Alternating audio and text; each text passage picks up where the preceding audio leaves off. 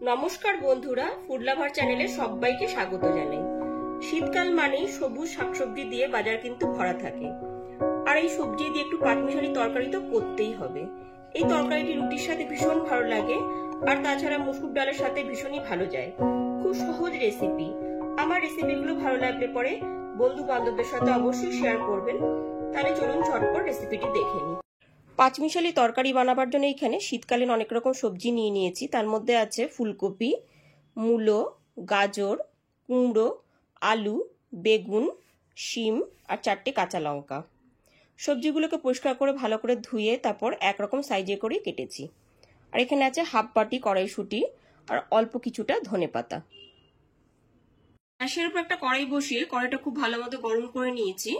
এরপর এর মধ্যে দিয়ে দিচ্ছি 3 টেবিল চামচ সর্ষের তেল। তেলটা এখানে খুব ভালো মতো গরম করে নিয়েছি। তেলটা খুব ভালো মতো গরম হয়ে যাওয়ার পর তেলের মধ্যে দিয়ে দিয়েছি 1 টিস্পুন পাঁচফোড়ন আর দিয়ে দিচ্ছি 2টো শুকনো লঙ্কা। শুকনো লঙ্কাটাকে আমি চিড়ে দিয়েছি। এবার গ্যাসের ফ্লেমটা লোতে রেখে ফোড়নটাকে হালকা করে ভেজে নিচ্ছি। ফোড়নটা হালকা করে ভেজে নেওয়ার পর এতে দিয়ে দিচ্ছি কেটে রাখা আলু টুকরোগুলো।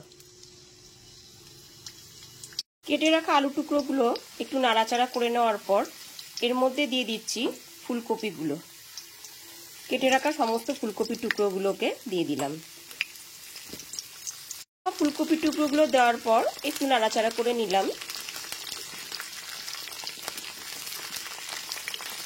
এরপর এর মধ্যে দিয়ে দিচ্ছি গাজরের টুকরোগুলো।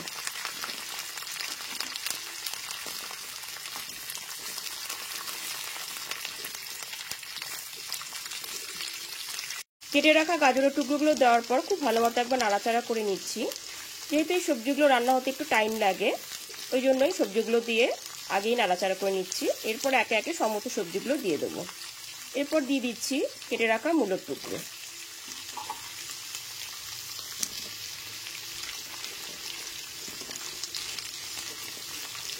একে একে সমস্ত সবজিগুলো দেবো আর একটু নাড়াচাড়া করে নেব।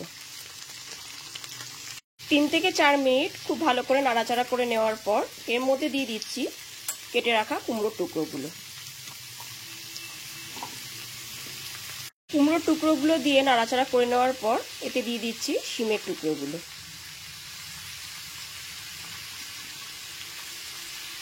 শিমের টুকরোগুলো ভালো করে নাড়াচাড়া করে নেওয়ার পর এরপর এতে দিয়ে দিচ্ছি বেগুনের টুকরোগুলো। সমস্ত সবজি এখানে দেওয়া হয়ে গেছে। এরপর গ্যাসের ফ্লেমটা মিডিয়ামে রেখে 3 থেকে 4 মিনিট ধরে সবজিগুলোকে ভেজে নিতে হবে।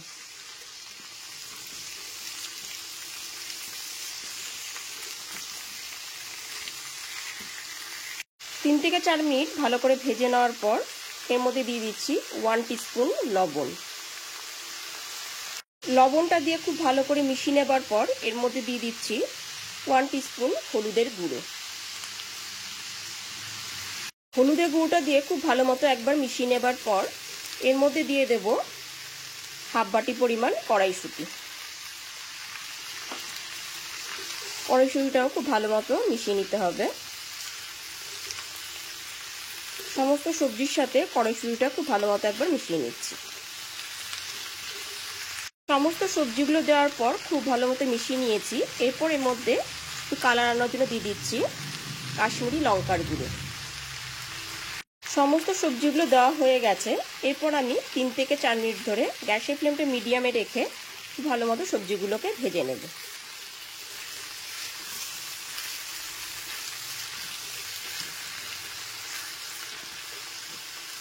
তিন থেকে 4 মিনিট ধরে সবজিগুলো ভেজে নেওয়ার পর এর মধ্যে দিয়ে দিচ্ছি 1 টেবিল চামচ আদা বাটা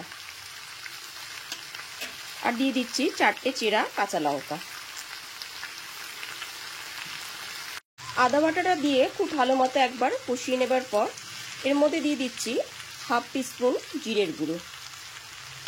জিরের গুঁড়োটা দেওয়ার পর খুব ভালো মতো একবার মিশিয়ে নিতে হবে। আর কোনো কিন্তু মশলা আমি ব্যবহার করব না।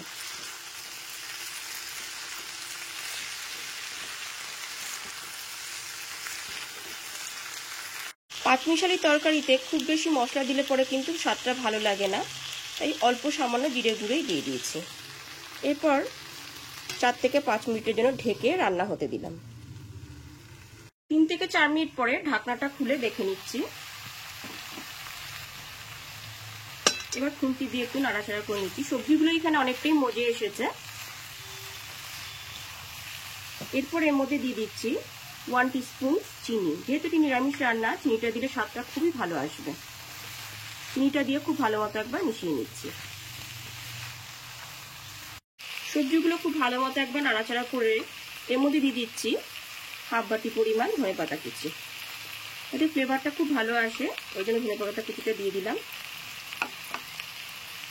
খুব ভালো মতো একবার মিশিয়ে নিতে হবে। ধনেপাতা কুচিটা দেওয়ার পর খুব ভালো মতো নাড়াচাড়া করে নেওয়ার পর সবজিগুলো যাতে সুসেদ্ধ হয়ে যায়, ওই জন্য 2 থেকে 3 মিনিটের জন্য গ্যাসের ফ্লেমটা লোতে রেখে রান্না হতে দিলাম। 3 থেকে 4 মিনিট পরে আবার ঢাকনাটা খুলে দেখে নিচ্ছি। সবজিগুলো খুব সুন্দর সুসেদ্ধ হয়ে গেছে।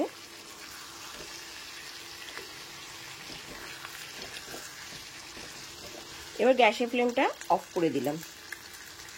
এইবার একদমই ফাইনালি রেডি হয়ে গেছে শীতের সবজি দিয়ে পাঁচমিশালি তরকারি, যা রুটি পরোটা সবকিছুর সাথে খেতে খুবই ভালো লাগবে। তাহলে চলুন পরিবেশন করে ফেলি।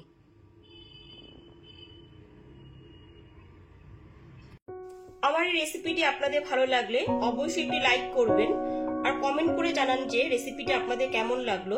আর আমার চ্যানেলটা এখনো যারা সাবস্ক্রাইব করেননি তারা প্লিজ সাবস্ক্রাইব করুন আর বেল আইকনটা প্রেস করে দিন, তাহলে সমস্ত ভিডিও নোটিফিকেশন সবার আগে আপনার কাছেই পৌঁছে যাবে। আজ তাহলে এই পর্যন্তই, আবার হাজির হয়ে যাব নতুন কোন ভিডিও নিয়ে। সবাই খুব ভালো থাকবেন, সুস্থ থাকবেন, ধন্যবাদ।